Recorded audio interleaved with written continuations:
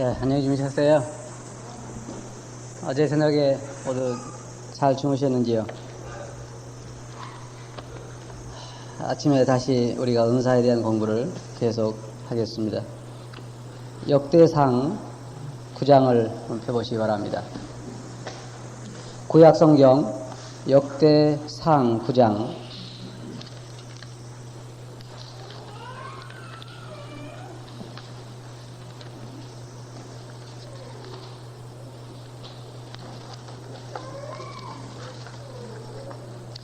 역대상 9장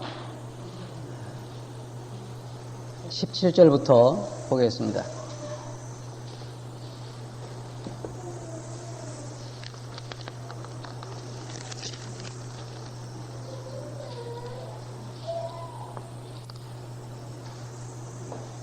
역대상 9장 17절.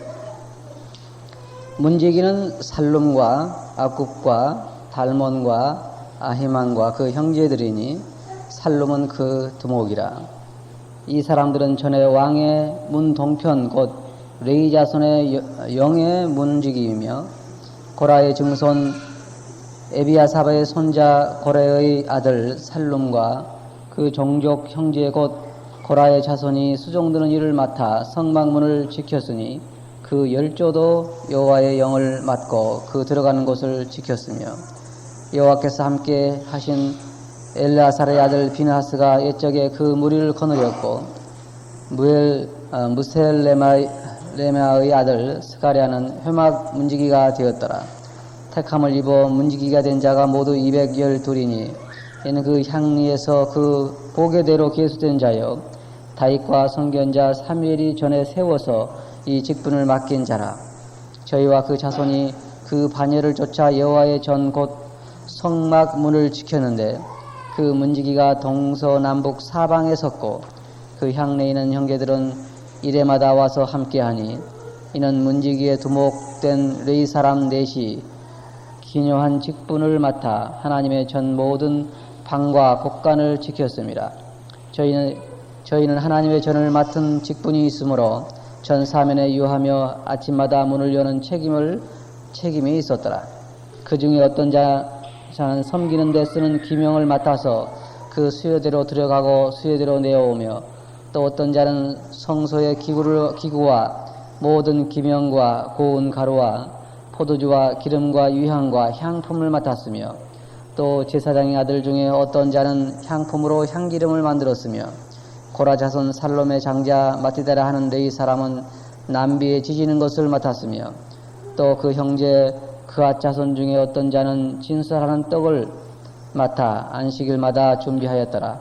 또 찬송하는 자가 있으니 그 레위 족장이라. 저희가 골방에 거하여 주야 분에 골몰함으로 다른 일은 하지 아니하였더라. 여기 이 역대상 9장에 보면 레위 지파 사람들이 각각 그 성막에서 되어진 일들을 위해서 일을 맡아서 하는 것을 우리가 보게 됩니다. 여기에 이 말씀 보게 되면 어떤 사람들은 아침부터 저녁까지 또 어떤 사람은 저녁부터 아침까지 계속해서 이 문지기로 생활했다고 하는 것입니다. 또 어떤 사람들은 여기 보면 그릇을 맡아서 필요한 대로 들어가고 또 필요한 대로 내어오고 또 어떤 사람들은 보면은 성소의 그 기구와 모든 기명과 고운 가루와 포도주와 기름과 유향과 향품을 맡았으며 또 어떤 사람은 향기름을 만들고 또 어떤 사람은 뭐랬습니까? 남비에 지지는 것을 맡았으며 이 남비에 지지는 것을 남자들이 한다고 하는 것은 참 쉬운 일이 아닙니다. 제가 어릴 때는 지금은 뭐 프라이팬도 하도 잘 나와가지고 잘하지만 제가 어릴 때는 이 소뚜껑 뒤집어 놓고 거기다가 이렇게 이 전을 지지는 걸 제가 많이 봤는데 그거 지금은 가스불에도 있지만 옛날에는 이 불을 밑에서 나무 떼가면서 거기에 앉아서 전 부친다고 하는 것이 이렇게 쉬운 일은 아닙니다. 그런데 여러분 하나님에게 제물 드리는 것은 하루 이틀에 끝나는 것이 아니라 평생을 계속 그 제물을 드리는데 여러분이 한번 평생 계속 전 부치는 일을 한다고 한번 생각해 보시기 바랍니다. 이게 참 하나님에 대한 진실한 사랑 아니고는 지겨운 일입니다. 참 힘든 일이죠. 그래서 나중에 말라기 보면 제사장들이 하는 얘기가 이 얼마나 변폐스러운가. 정말 지긋지긋하다 이제는. 그런 말이 나오게 된 것입니다. 그런데 여기 알아야 할 것은 뭐냐면 각각 그 맡은 일에 충성했다고 하는 것입니다. 이 교회 안에서도 우리가 맡은 은사가 있는데 그 맡은 은사에 충성한다고 하는 것은 대단히 중요한 것입니다. 제가 참 제 마음에 이 감동이 됐던 것은 거기에 19절에 보면 고라 증손 에비아삽의 손자 고레의 아들 살룸과 그 종족 형제 곧 고라의 자손이 수종드는 일을 맡아 성막문을 지켰으니 그 다음 뭐라 그랬습니까? 그 열조도 여호와의 영을 맡고 그 들어가는 곳을 지켰으며 할아버지 때부터 아버지 때부터 계속해서 성막문을 지키는 일을 했다고 하는 것입니다. 여러분이 사회에 나가서 사람들과 인사할 때 아유 직업이 뭡니까? 물어보면 저는 회사의 수입니다. 그렇게 말하기가 쉽지 않죠. 저는 이 문직입니다.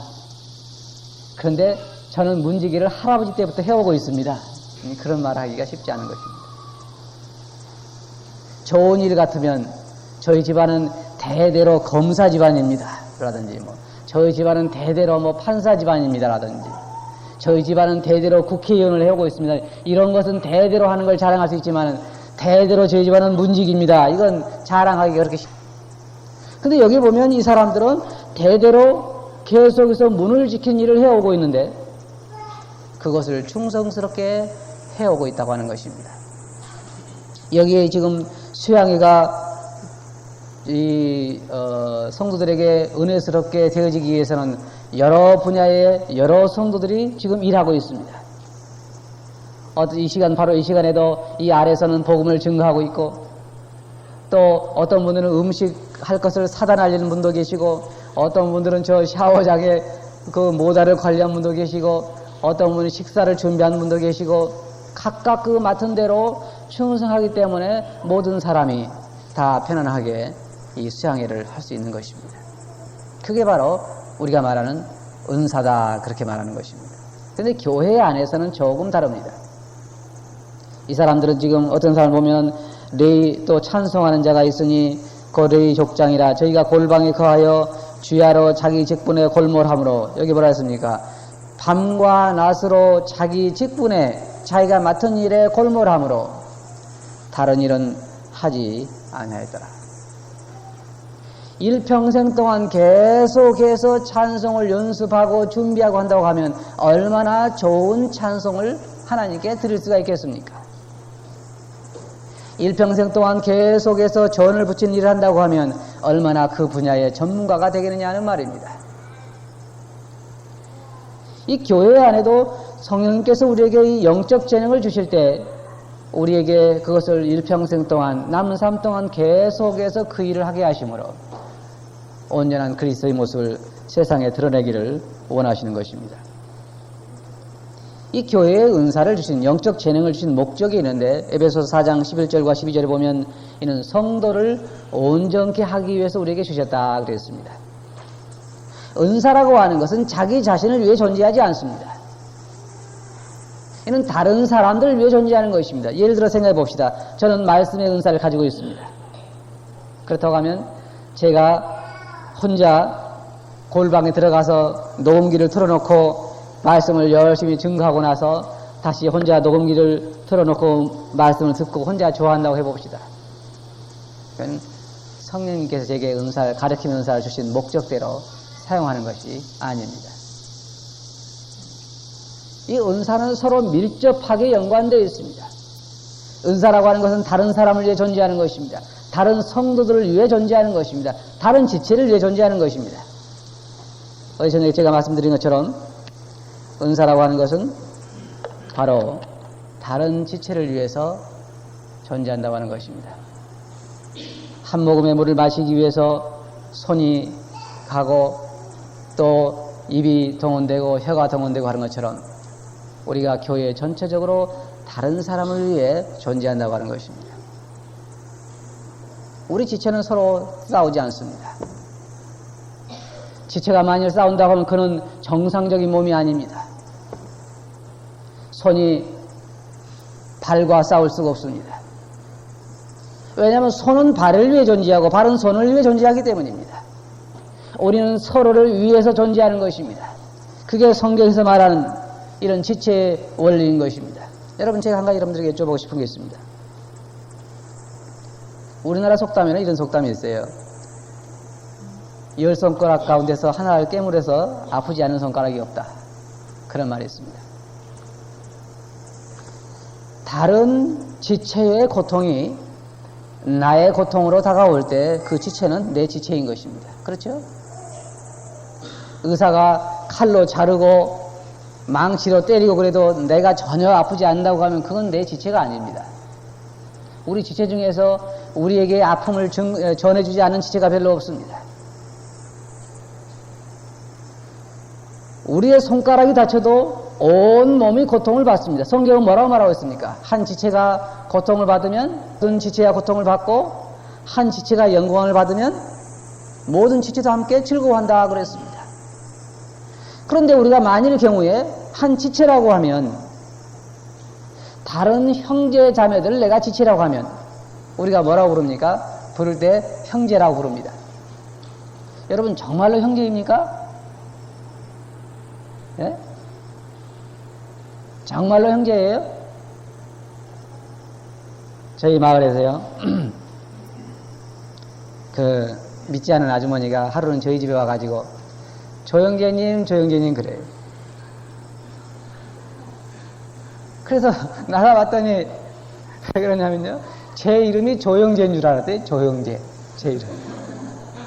왜냐면 이 교인들이, 우리 모임 성도들이 조영재님 그러니까 제 이름이 조영재인 줄 알고 조영재님 계십니까? 그래요. 나는 어디서 성도가 온 줄 알았어요. 그런데 성도님들 중에도 우리가 어떤 사람을 형제 자매로 부를 때 이름이 형제인 줄 알아요. 이름이 자매인 줄 알아요. 왜 그런 줄 아십니까? 실제로는 형제 자매로 생각하지 않는다고 하는 것입니다. 제가 한 가지 참 마음속에 좀 씁쓸한 건 말입니다. 아무리 그리스도 안에서 사랑하는 형제 자매라고 해도 자기 육신의 형제만큼 하지 못하더라고요. 이상해요. 왜 그럴까요? 더 진실하게 앞으로 영원히 같이 살 형제라 그러고 그리스도의 피로 거듭난 형제라 그러고 정말로 내 지체라 그러고 그러면서도 믿지 않은 내 육신의 형제간에보다 더 못하는 사실을 발견하게 됐습니다. 내 육신의 형제간이 믿지 않는 사람이지만 가난하게 산다고 하면 그래도 물질을 나누고, 내 육신의 형제간이 믿지 않는 사람이지만 어려운 일 당할 때 찾아가 보고, 믿지 않은 형제간이 잘 못 살기 때문에 논마지기 띄워주는 사람은 봤어도 형제자매가 잘 못 살기 때문에 논마지기 띄워준 사람은 아직까지 저는 발견하지 못했습니다. 그래서 우리가 형제간이라고 말하고 같은 지체라고 말하지만 실제로는 지체로 느끼지 않는다고 하는 말입니다. 세상에 어떤 사람이 자기 지체의 흉을 보는 사람이 봤습니까? 만난 사람은 저는요 사실은 이런 결점이 있거든요. 이 옷을 입었으니까 안 보이죠? 이쪽 다리에요. 참 이쪽 머리에요. 이런 흉이 있습니다. 그런 사람 봤어요? 없습니다. 저는 여기 이마 밑에 빨간 점이 있는 어떤 사람을 봤는데 머리를 자꾸 이렇게 내리는 사람 봤습니다. 왜 그렇습니까? 그런데 여러분, 이 왼손은 자꾸 내리는데 오른손은 왜 내려 하고 자꾸 올린 사람 봤습니까? 그렇지 않아요. 이 한 지체이기 때문에 오른손에 왼손에 서로 다를 수가 없습니다. 우리가 성경의 지체라고 말하면 정말로 지체인 것입니다. 내 형제라고 말하면 정말로 형제인 것입니다. 그래서 이 지체가 각각 일을 할 때 우리는 그래서 세상 사람들에게 놀라운 간증을 증거하는 것입니다. 배움도 다르고 고향도 다르고 서로 성격도 다르고 여러 가지 빈부 차이도 다르고 여러 가지가 다 다른데 이방인과 유대인이 함께 한다고 하는 것은 있을 수도 없는 일입니다. 이방인들이 먹는 게 다르고 유대인들이 먹는 게 다릅니다. 만일 유대인들이 오늘 이곳에 온다 그러면 우리는 그들을 대접하기가 어려울 것입니다. 그들은 김치 안에도 새우젓이 들었는가 안 들었는가 이런 것을 분별해내야 되고, 고기도 피를 빼고 잡은 것인가 안 잡은 것인가, 돼지고기는 물론 먹지도 않고 어제 저녁에 오징어국 끓였던데 오징어국도 역시 안 먹고, 성경에 있는 것처럼 비늘 있는 것, 정결한 것 이런 거나 먹지 않는단 말입니다. 그리고 이방인 지역을 만약 경우에 갔다 그러면 오면서 그 발에서 먼지를 털어버리는 것입니다. 유대인들이 예루살렘 가면서 어땠습니까? 사마리아로 가지 않았습니다. 이렇게 가면 똑바로 갈 수 있는 길인데 요단강을 건너서 이렇게 돌아갔습니다. 왜 그렇습니까? 이방인 지역, 이 사마리아인들은요, 정확히 말하면 이방인이 아닙니다. 혼혈아들이죠. 옛날에 유대인들이 포로로 잡혀갈 때 그곳에서 이방인들과 함께 살면서 서로 결혼해서 이루어진 민족입니다. 그래서 그들은 변질자들이라고 생각하고 그곳을 가지 않은 것입니다. 유대인들이 기도할 때 어떻게 기도한 줄 아십니까? 오 하나님, 저는 이방인이 아닌 것을 감사합니다. 그렇게 기도했어요. 이방인들에 대해서 유대인들은 어떻게 생각했냐면, 이 이방인들은 지옥의 불쏘시개라고 생각했습니다. 지옥불을 계속 꺼지지 않게 태우는 것이 이방인들이라고 생각했습니다. 그들은 자기 민족의 자부심, 거룩한 백성의 자부심을 가지고 있었는데, 이러한 이방인과 유대인이 어떻게 그리스도 안에서 하나가 되어가지고 서로 사랑할 수 있느냐 이 말입니다. 에베소서 뭐라고 말하고 있습니까? 이방인과 유대인 사이에 막힌 담을 허시고, 뭐가 흘렀습니까? 그리스도의 보혈이 그러한 담을 흘렀습니다. 그리고 서로 물질을 나누고 생명을 나누고 형제자매의 사랑을 나누었습니다. 우리가 이방인입니까? 우리는 다 이방인들이었어요. 우리는 형제자매입니까? 그리스도 안에서 이 장벽이 없어야 되는데, 고향이 경상도냐 경기도냐 전라도냐 충청도냐 이거에 따라 나누잖아요. 참 희한해요. 이 경상도에서 올라온 사람들 보면 서울도 경상도의 사람들이 많이 있는 곳으로 갑니다. 전라도에서 성도들이 올라오면 또 전라도 사람이 많이 있는 곳으로 갑니다. 그리스도 안에서 막힌 담이 흐려진 것이 아니라 지금도 존재하고 있어요. 돈 많은 형제자매들은 또 돈 많은 사람과 더 가깝게 지냅니다. 이 담이 갈라진, 이 담이 이것이 아니에요. 많이 배운 사람들은 또 많이 배운 사람끼리 어울리고, 안 배운 사람과는 은연중 모르게 담이 쳐져 있습니다.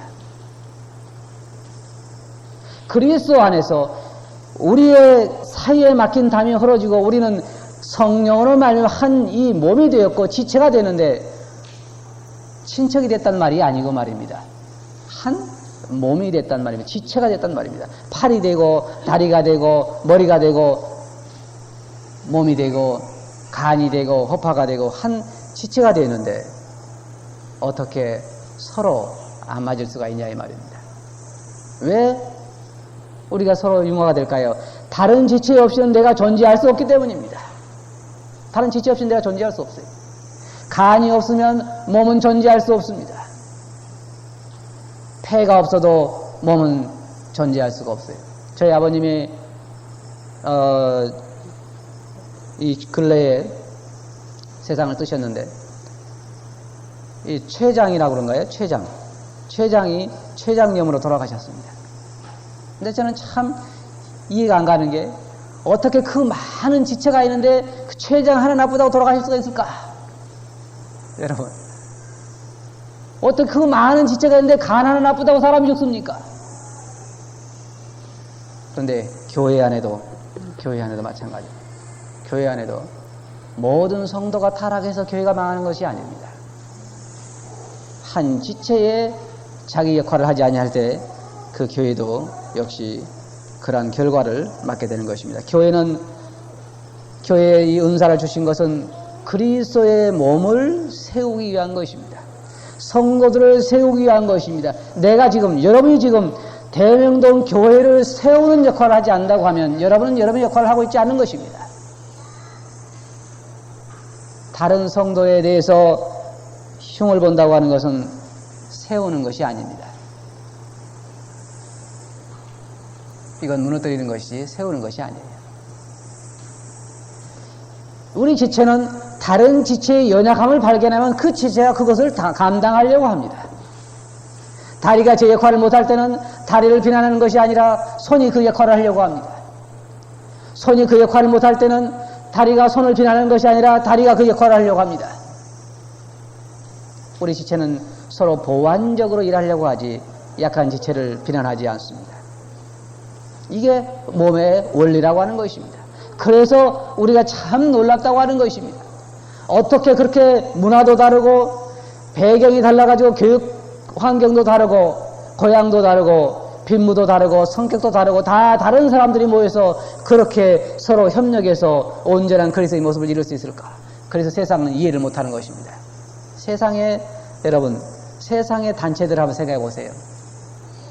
전에 말씀드린 것처럼 모범운전사회, 상조회, 향회 이런 게 많지만요. 내부에 들어가 보면요. 문제투성입니다. 서로 누가 회장 되냐 하고 그냥 끌어 싸우고 그렇잖아요. 교회는 안 그렇습니까? 교회는 안 그래요? 교회도요. 어떤 교회 보면은 네가 크냐 내가 크냐 해가지고 서로 끌어내리고 걸리고 끌어내리고 그래요. 세상이나 다를 게 없습니다. 세상에 이런 단체나 다를 게 없는 것입니다. 이런 게 교회가 아니에요. 몸의 진리, 이 교회, 이 몸의 진리가 얼마나 아름다운 것인지. 교회는 참 아름다운 것입니다. 그래서 내가 있다고 하는 것은, 여러분이 대명동 교회에 속해 있다고 하는 것은 대명동 교회의 성도들을 세우기 위해서 있는 것입니다. 그리고 성도들 하여금 봉사일을 하기 위해서 우리에게 은사를 주신 것입니다. 올약과 부살에 대게 그러한 재능을 주신 것은 성전의 일을 하기 위해서 하나님께 그들의 은사를 주신 것입니다. 그 다음에 그리스도의 몸을 세우기 위함이라 그랬습니다. 그리스도의 몸을 세우기 위해서. 우리 여러분 에베소서 4장을 한번 보시기 바랍니다. 그 에베소서 4장을 보면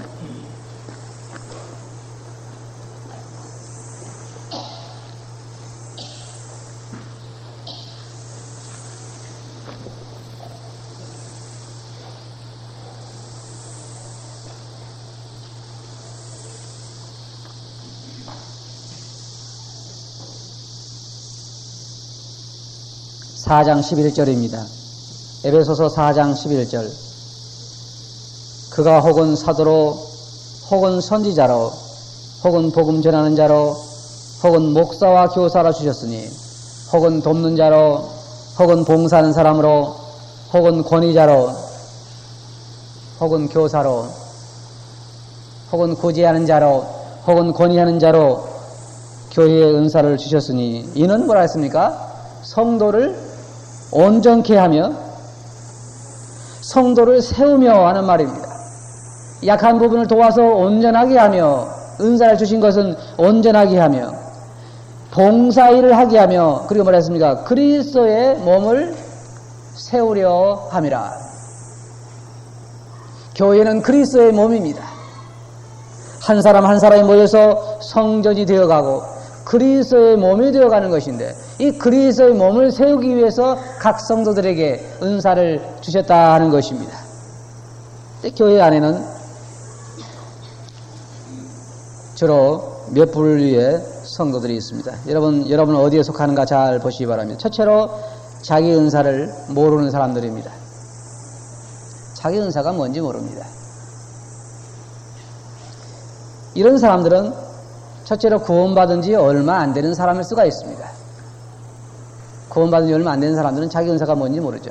여러분 어린아이들이 뱃속에서 태어나면서부터 내 천성적인 소질은 이것이다 라고 말하는 사람이 없습니다. 점점 자라면서 그 아이 하는 것이 다르게 나타나는 것입니다.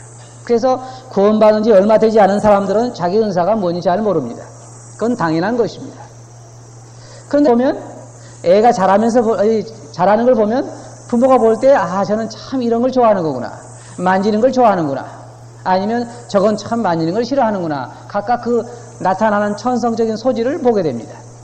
그래서 우리나라의 그 유대인들의 교육 방법은 어린아이들의 그 천성적인 소질을 살려주는 그런 교육을 시킨다 그러는데 우리나라는 그런 게 소용없잖아요. 무조건 공부를 잘해야 된다. 막 잘하도록 채찍질하고 그 다음에 어떻습니까? 그 아이의 소질이 어디가 있든지 무조건 좋은 대학에 들어가서 좋은 학과에 들어가야 된다. 그래서 자기의 천성적인 소질에 맞지 않으니까 결국은 어떤 애들은 탈락하고 자살하고 결국은 방황하고 이게 부모들이 자식을 망치는 경우가 있는 것입니다. 그래서 구원받은 지 얼마 되지 않은 사람들은 자기 은사가 뭔지 잘 알 수가 없습니다. 그 다음에는 이 가르침을 받지 못한 사람들, 즉 다시 말해서 성령의 은사가 무엇인지, 어떻게 발견하는 것인지, 어떻게 개발시켜야 되는 것인지 잘 가르침을 받지 못했기 때문에 모르는 사람들이 있습니다. 그리고 영적으로 어린 사람들, 이런 사람들이 자기 은사가 뭔지 잘 알지 못합니다. 여러분, 영적 성숙이라고 하는 것은 나이를 많이 먹었다고 해서 오는 것은 아닙니다. 이 우리 모임에 참 한 가지 우리가 고려해야 할 것은 구원받은 지 5년, 10년, 15년 쭉 돼가는데 구원받은 지 5년만 넘으면 5년 된 사람이나 10년 된 사람이나 15년 된 사람이나 크게 다른 것을 발견하지 못합니다. 다시 말해서 영적으로 성숙해 가지 않는다고 하는 말입니다. 계속해서 그 가운데 머물러 있습니다. 영적으로 볼 때 계속해서 교회 안에 참석은 하지만 여전히 어린아이 상태에 머물러 있는 것입니다. 왜 어린아이입니까? 말하는 것이 어린아이입니다. 왜 어린아이입니까? 생각하는 것이 어린아이입니다. 행하는 것이 어린아이인 것입니다. 저는 오산에 가까이에 성심동원이라는 데가 있는데 거기 가면 이 몸은요 덩치가 이렇게 좋은 애들이 참 많이 있어요. 그런데 걔들이 말입니다. 그 조그만 그 보모들 따라다니면서 선생님 그러면서 따라다니는 사람이 있어요. 여러분 생각해 보세요. 나이로는 뭐 25, 30 이렇게 먹었는데 이 정신적인 연령은 이제 국민학교 수준도 안 되는 것이 이제 뭐 5살, 6살 먹은 수준이기 때문에 선생님 그러면서 밥 주면 좋아서 쫓아다니고 그런데요 여러분 참 여러분 생각할 때 참 그게 안 됐다 생각할지 모르지만 그리스도 안에서도 그런 사람들이 참 많이 있어요. 정말 많이 있습니다. 다니면서 보면요 성도들 중에 구원받은 지 15년, 20년 된 사람이 아직까지 계속 누구인가 먹을 걸 얻어먹는 사람도 있잖아요. 그래요. 우리 교회 말씀이 이렇게 안 좋냐?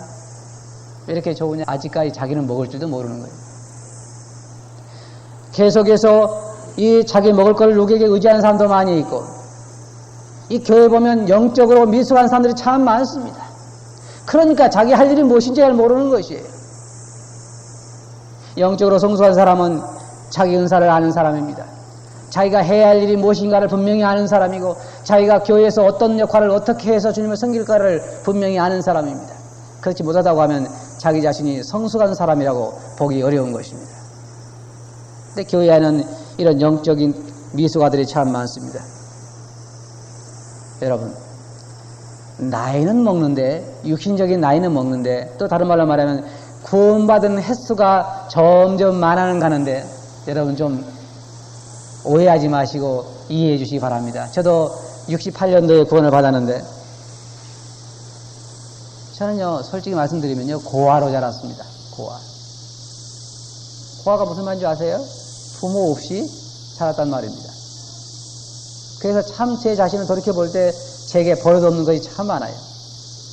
혼자 자란 표가 납니다.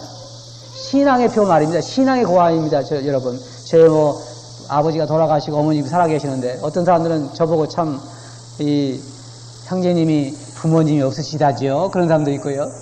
또 어떤 사람들은 형제님이 고향이 비금이라시죠. 그런 사람도 있고요. 참 저에 대해서 여러 가지 생각을 가진 사람들이 많이 있어요. 근데 저는 그렇지 않아요. 영적인 고아로서 누가 제게 어떻게 먹을 걸 먹는지 어떻게 성도들을 섬기는 것인지 어떻게 은사는 발견해서 어떻게 내가 주님을 섬겨야 하는 것인지 정말로 제대로 지도를 잘 받지 못하고 살아왔습니다. 제게 늘 성도님들이 해주는 말씀이 하나 있는데 그 뭐냐면 말씀 읽어 기도해. 그건 잘 들었어요. 계속 말씀 읽으라는 얘기 들었고 기도하는 얘기 들어서 어떻게 말씀을 읽어야 하고 어떻게 성경을 해석해야 하는 것인지 어떻게 기도를 해야 하는 것인지 기도의 우선순위는 무엇인지 구체적으로 저를 지도해 주는 사람이 별로 없었습니다. 그때는 다 하기야 뭐 그 사람이 그 사람이고 그 사람이 그 사람이니까 우리를 지도해 줄 사람이 그렇게는 많지 않았어요. 근데 지금은 달라요. 그런데요, 나이를 먹을수록 성숙하지 않으면요, 다른 사람들의 짐이 되는 것입니다. 여러분, 그 사실을 잘 기억하시기 바랍니다. 나이를 먹으면서 먹은 만큼 성숙하지 않으면 어떻습니까? 다른 사람의 짐이 되는 것입니다. 앞으로 나가지도 않고 나가려고 하는 사람들 나가지 못하게 만드는 것입니다. 오늘날 교회의 많은 문제들이 초신자들에 의해서 이루어지지 않습니다. 대부분 보면 구원받은 지 오래된 사람들, 그러지만 성숙하지 못한 사람들, 자기 역할을 잘 알지 못한 사람들, 영적으로 성숙한 사람들이 문제를 많이 일으키지는 않습니다. 여러분, 구원받은 지 오래됐다고 해서 성숙했다고 생각하지 마시기 바랍니다. 절대로 그렇지 않습니다. 절대로 그렇지 않아요. 물론 구원받은 지 이제 몇 개월 된 사람이 성숙한 사람 아닙니다. 영적 성숙은 시간과는 크게 상관이 없습니다. 다시 말해서 오래됐다고 해서 꼭 잘한 건 아니라고 하는 말입니다. 그런데 바로 이 자신의 은사를 모르는 사람들이 영적으로 성숙한 사람들, 그런 사람들이 아니라고 하는 말입니다.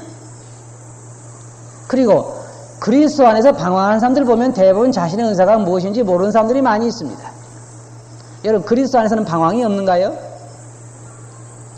저는 그리스도 안에서는 다 기쁜 줄 알았어요. 처음에 구원받고 나서 생활하면서 성도님들이 그리스도 안에는 다 기쁜 것 같고, 그리고 교제할 때 보면요, 그런 교제는 안 하고 주님이 나를 얼마나 사랑하시는가, 내가 주님을 얼마나 사랑하는가, 주님이 나를 얼마나 축복하시는가, 형제 참 기쁘지 않아? 얼마나 기뻐? 그러는데 그런 사람들은요, 상전 그리스도 안에서 방황이 없는 줄 알았어요. 그랬더니 알고 보니까 다 그 사람들도 그리스도 안에서 고통도 있고 방황이 있더라고요. 그래서 이제는 그리스도 안에서는 방황이 없는 것 같지만 그러나 그리스도 안에서 방황이 있다고 하는 말입니다. 그리고 많은 사람들이 그리스도 안에서 구원의 즐거움을 잃어버리고 살아가고 있습니다. 많은 사람들이 구원의 즐거움을 잃어버리고 살아가고 있어요. 여러분, 정말로 기쁩니까? 어제 제가 이 석형님하고 잠시 교제를 했습니다만은 중국의 그 성도님들 얘기할 때 참 제 마음이 감동이 되었습니다.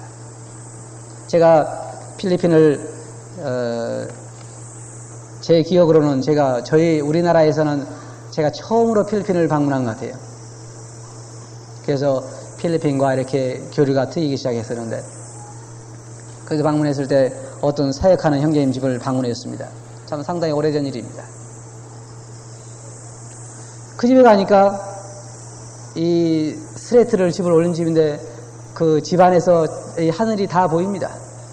다 보이고, 바닥은 세멘트 바닥이 아니고 뭘 깔은 바닥이 아니고 그냥 흙바닥입니다. 흙바닥. 이제 그 자매님이 저를 안내를 해줬는데, 자기 집을 안내를 해줬는데, 물론 조그만 집이지요.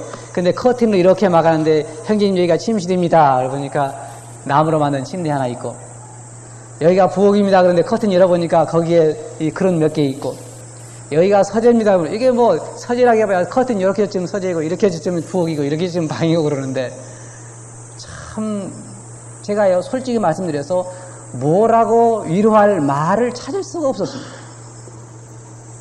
그래서 제가 한 가지 얼른 머릿속에 떠오른 말이, 자매님, 우리가 하늘나라에 가면은 참 우리 고통이 끝나겠지요. 그런 얘기를 했어요. 뭐 할 말이 없으니까.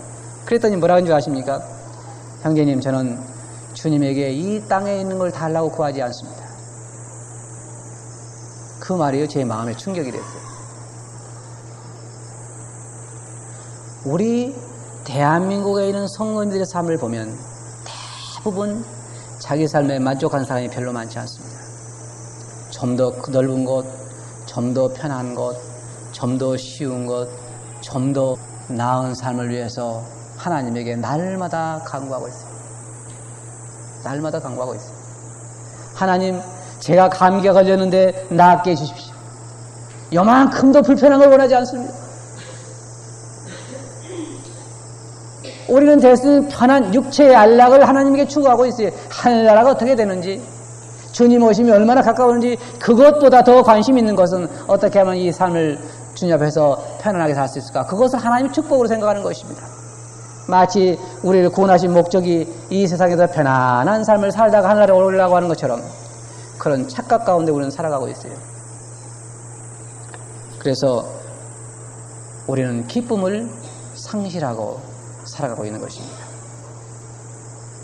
구원의 즐거움이 우리의 마음을 감동시키지 못하고 있습니다. 처음에 우리가 구원받을 때 어떤 사람은 밤새도록 기뻐서 찬송을 불렀다는 사람도 있고, 어떤 사람은 정말 길거리 나가서 사람을 붙잡고 여보시오 예수님을 믿으시오 기뻐가지고 말입니다. 그런 사람도 있고.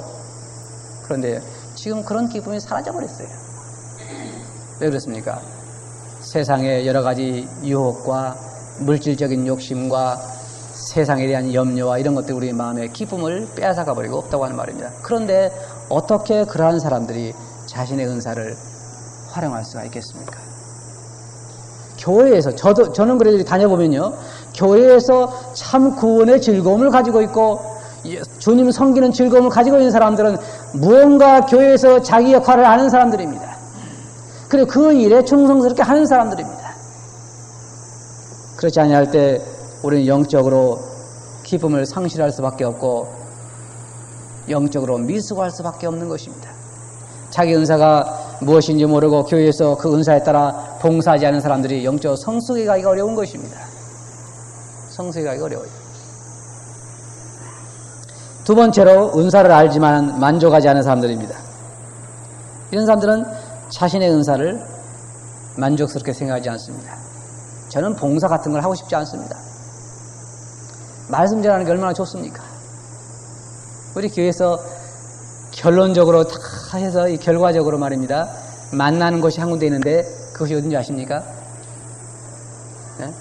성도님들이 너도 나도 그 원하는 은사 한 군데에 딱 만나는 데가 있어요. 어딘지 아세요? 바로 제가 선 곳입니다. 이 강대상. 강대상을 그리워하는 사람 참 많습니다. 성도님들 발 씻는 것을 그리워하는 사람들 많지 않아요. 그게 많지 않아요. 너도 나도 어떻게 하면 내가 저렇게 나가서 말씀을 증거할 수 있을까? 어떻게 하면 저렇게 말씀을 증거해서 성도들의 관심을 끌 수가 있을 것인가? 자신의 은사에 만족하지 않는 것입니다. 주님, 저는 성도들 발이나 닦으면서 살고 싶지 않습니다. 이왕이면 더 좋은 은사를 갖고 싶습니다. 자신의 은사에 만족하지 않는 사람들은 주로 어떻게 사는지 아십니까? 다른 사람들의 은사만 쳐다보고 사는 것입니다. 나는 언제나 저런 일을 할까?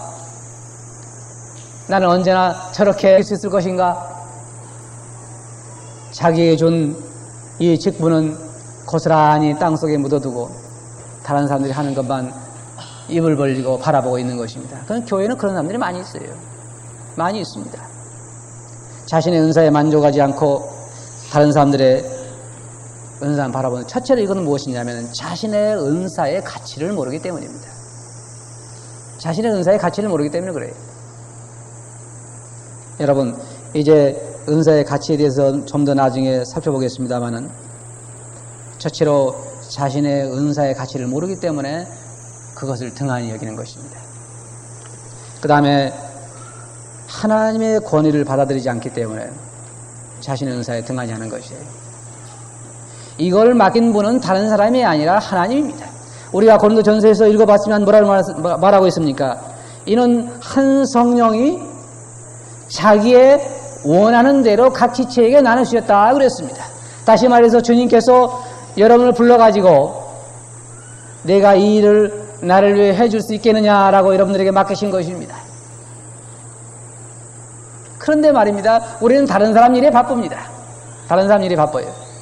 자기를, 여러분들이 자녀들이 있는데 집에서 여러분 집을 떠나갈 때 큰아들을 불러가지고 얘야 너는 집안 청소를 해라. 또 둘째 아들을 불러가지고 너는 바깥 청소를 해라. 그렇게 맡겨놓고 갔다 왔는데, 갔다 와보니까 바깥 청소는 해놨는데 방 청소를 안 해놨어요. 여러분 뭐라고 하시겠습니까? 큰아들 불러가지고 너 왜 방 청소를 안 했느냐? 아버지, 저는요 동생 하는 게 좋아서 같이 했습니다. 여러분 어떻게 생각하시겠습니까? 만족하시겠습니까? 저 같으면 만족하지 않겠습니다. 나는 너에게 방 청소를 맡겼고 동생에게는 바깥 청소를 맡겼다. 그러므로 내가 원하는 것은 각자 맡은 대로 하는 것이다. 그런데 동생은 형 하는 것만 바라보고 있고 이 사람은 이상한 것을 가지고 있어요. 저도 그걸 아직까지 그 이유를 잘 모릅니다. 여러분 닭을 키워보신 말입니다. 어떨 때 닭장에 닭을 넣어두고 밖에 닭을 이렇게 내두는데 닭장 안에 있는 닭은 어떻게 하든지 밖으로 나오려고 그럽니다. 그렇잖아요? 보면 계속 나오려고 그래요. 밖에 있는 닭은 어떻게 하든지 들어가려고 그럽니다. 왜 그래요? 여러분 왜 그렇습니까? 밖에 있는 닭은 계속 돌면서 어떻게 하면 안으로 들어갈 수 있을까? 안에 있는 닭은요 어떻게 하든지 나오려고. 우리 은사도 보면요 자기에게 맡겨준 거 안 하고 어떻게 하든지 저걸 해볼 수 있을까? 저거 참 좋아 보이는데 말씀 전하는 게 얼마나 좋은가? 저는요 제 은사가 말씀 전하는 은사인데요 저를 강대상에 세워주지 않습니다. 그런데요 그 사람 서기만 하면 성도들이 괴로운데요 어떻게 해요? 그렇잖아요? 그걸 알아야 하는 것이에요.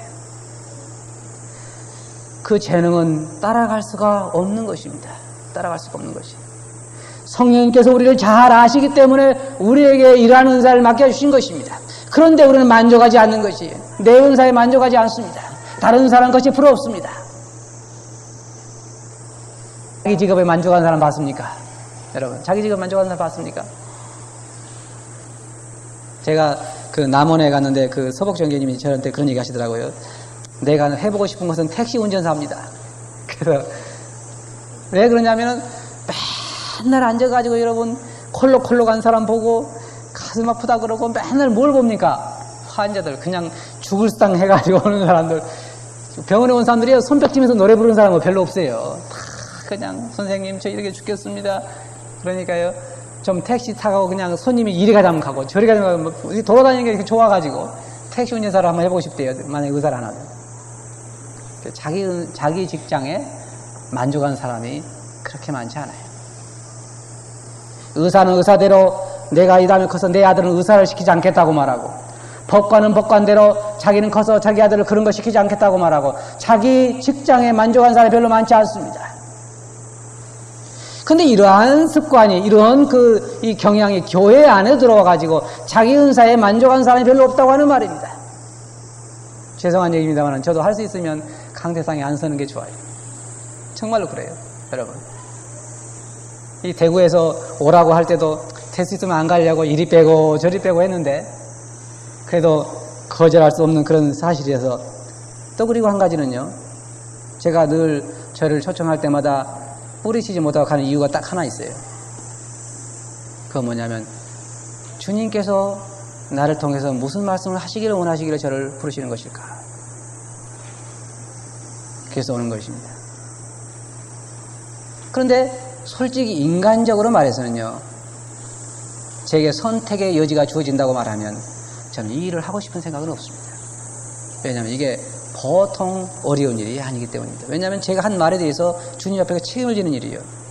성경도 뭐라고 말하고 있습니까? 많이 선생이 되지 말라. 그런데 이 자기 직장에 만족하지 못하는 사람들이 많은 것처럼 은사에도 만족하지 못하는 사람이 많이 있다고 하는 것입니다. 항상 뭐라고 말합니까? 내 손에 있는 떡보다는 다른 사람에 있는 떡이 어떻게 보인다고요? 더 커 보여요. 이상하게 더 커 보여요. 같은 것인데 내 밥그릇은 더 적어 보이고 다른 사람 밥그릇은 더 커 보입니다. 내 은사는 별로 만족하지 않고 다른 사람의 은사는 더 좋아 보인다고 하는 말입니다. 그래서 이 사람들은 자기 은사를 활용하지 않고 다른 사람 은사만 바라보다가 세월을 보내는 것입니다. 이런 사람들이 교회 안에 있습니다. 그러나 우리가 알아야 할 것은 이런 사람들은 하나님의 첫째로 자기의 주신 은사가 얼마나 가치 있는 것인가 하는 것을 생각해야 하는 것입니다. 여러분, 우리 몸 중에서 가장 귀한 곳이 어디입니까? 여러분 몸 중에서 가장 귀한 곳이 어디입니까? 어디예요? 잘 모르겠죠? 다 귀해요. 다. 없으면 살아갈 수가 없습니다. 그런데 여러분 아셔야 할 것은 사실은 사람들이라고 생각하는 것은 그렇게 귀중하지 않아요. 그러나 우리가 가치를 모르기 때문에 우리의 은사에 만족하지 않고, 두 번째는 하나님의 권위, 그것을 주신 하나님의 권위를 우리가 받아들이지 않기 때문에 그것을 만족하지 못한 것입니다. 세 번째로는 은사를 알면서도 그 지불해야 할 값을 알기 때문에 회피하는 사람들입니다. 이런 사람은 요나와 같은 사람입니다. 요나를 하나님께서 부르셨을 때에 요나는 니느웨 성에 가기를 원하지 않았습니다. 어떤 사람들은 하나님께서 분명 전도자로 부른 사람도 있지만 전도자로 산다고 하는 것이 얼마나 어려운가를 알고 있습니다. 또 말씀 전하는 사람으로 주님께서 부르시지만 그 일이 얼마나 어렵다는 걸 알고 있습니다.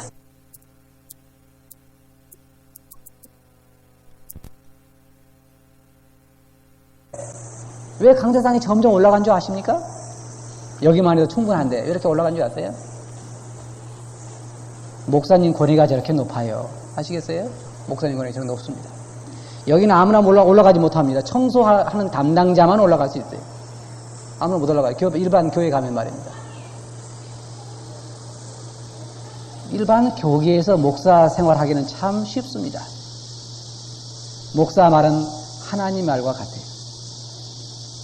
그리고 대접도 잘해줘요, 사실은. 그렇잖아요?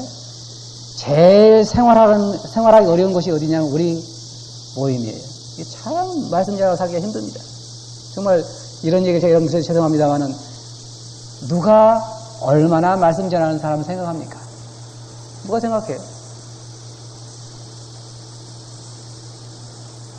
선택의 여지가 있다고 하면 정말로 이런 일을 하고 싶지 않는 것이 이 일이에요. 그래서 그 대가가 지금도 어떤 예를 들어서 여주의 조년한 형제 같은 형제라든지 이런 형제들은요, 아침에 새벽에 일찍 일어나서 매일 집집마다 우유를 돌리고 그렇게 생활하고 있습니다. 교회에서는 한 푼도 주지 않아요. 한 푼도 공급해 주지 않습니다. 지금도 많은 전국의 사역자들이 있지만 이 대구는 잘해준다는 얘기를 제가 들었어요. 뭐 정확히는 잘 모르지만 잘해준다는 얘기는 들었습니다. 전국의 많은 일꾼들이 1년 내내 가봐야 휴가다운 휴가 한 번도 얻지 못하고, 보너스요?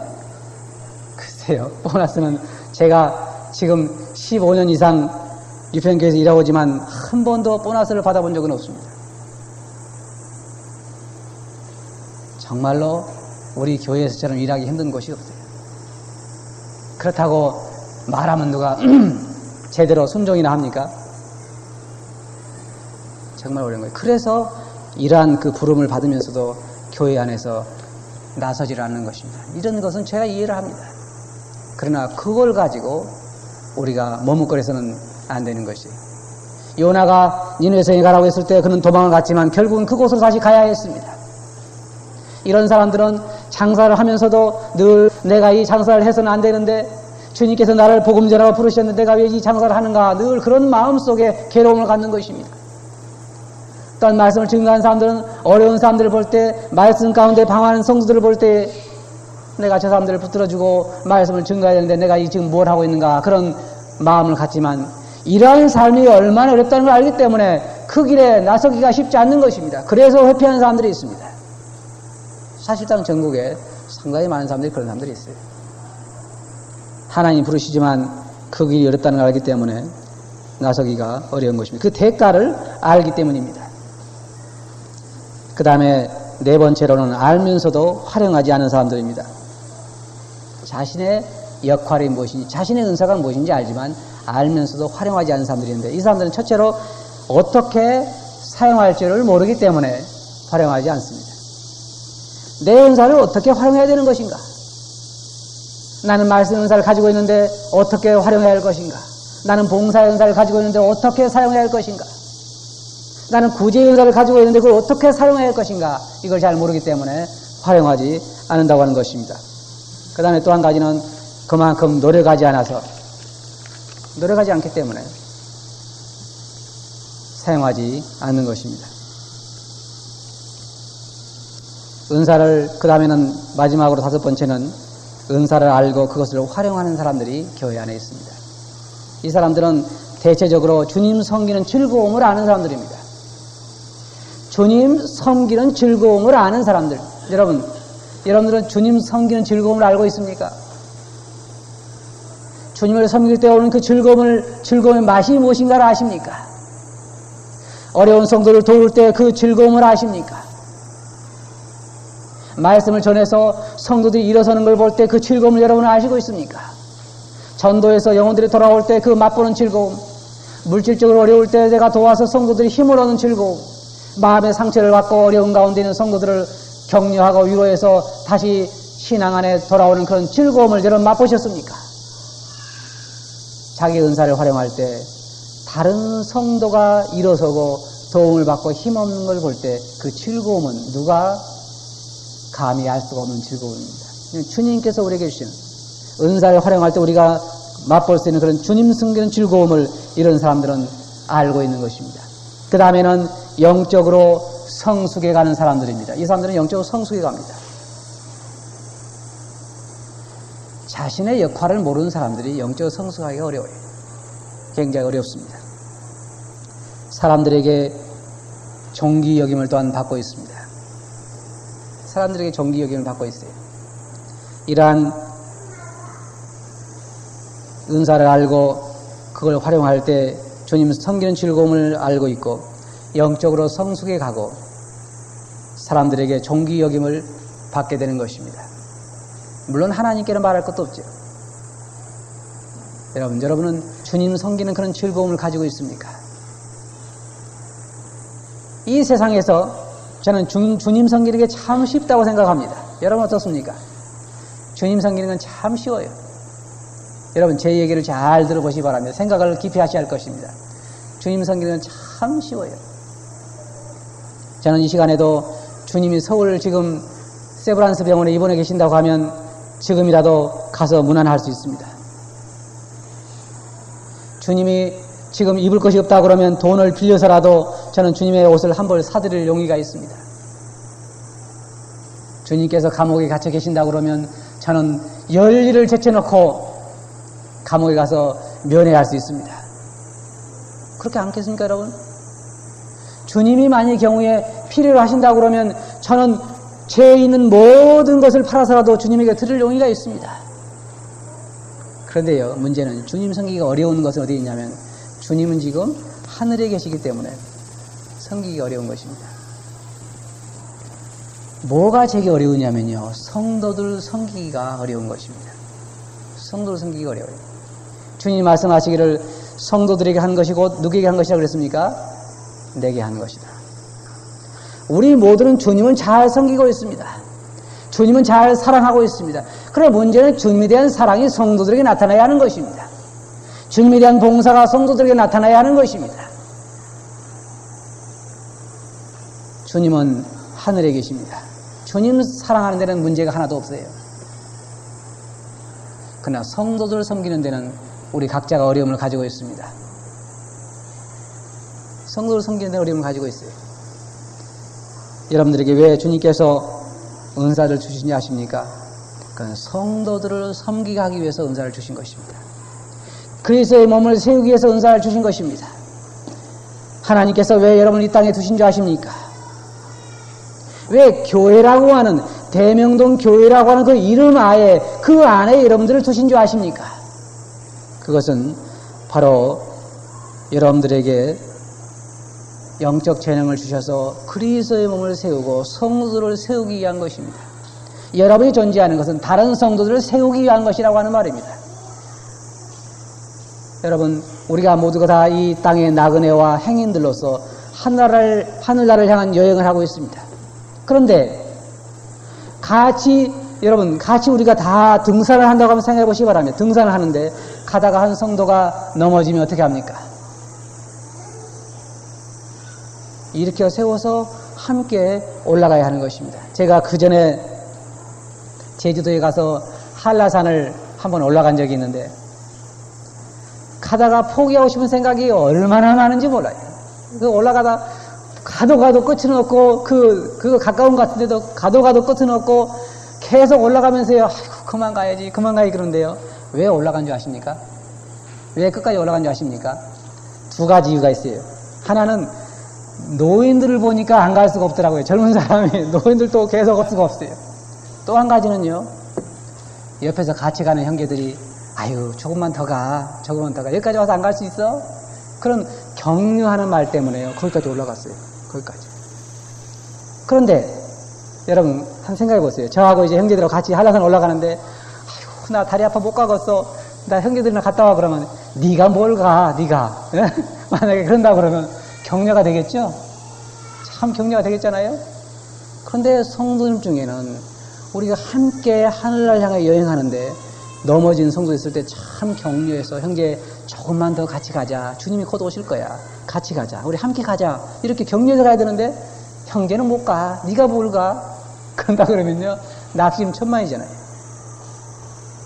그래서 우리에게 은사를 주신 것은 영적 재능을 주신 것은 형제 자매들을 격려하고 약한 면을 붙들어주고 참 제 마음이 감동됐던 것은 어떤 그 연세 많으신 할머니 할아버지들이 가는데 힘드니까요. 젊은 사람들이 붙잡고 같이 한라산을 올라가는 것. 그게 은사의 목적이라고 하는 말입니다. 다른 사람들을 세워주는 것. 성도들을 붙들어서 함께 주님 오실 때까지 이 여행을 무사히 마치는 것. 한 사람도 나고자가 없이 말입니다. 한라산에 올라갈 때는 힘들었지만 그 올라가서 야호 할 때 어떻습니까 여러분? 신나잖아요. 우리 성도들이 다 세상에 살면서 어려움 가운데 있고 다들 어렵지만 서로 격려하고 위로해서 주님 오실 때까지 간다고 하면 주님 오실 때 그날에 우리가 다 함께 승리의 소리를 발할 수 있을 것입니다. 여러분이 왜 여기에 있는 줄 아십니까? 다른 성도들을 세워주기 위해서 여러분이 계시는 것입니다. 우리 다 같이 기도하겠습니다.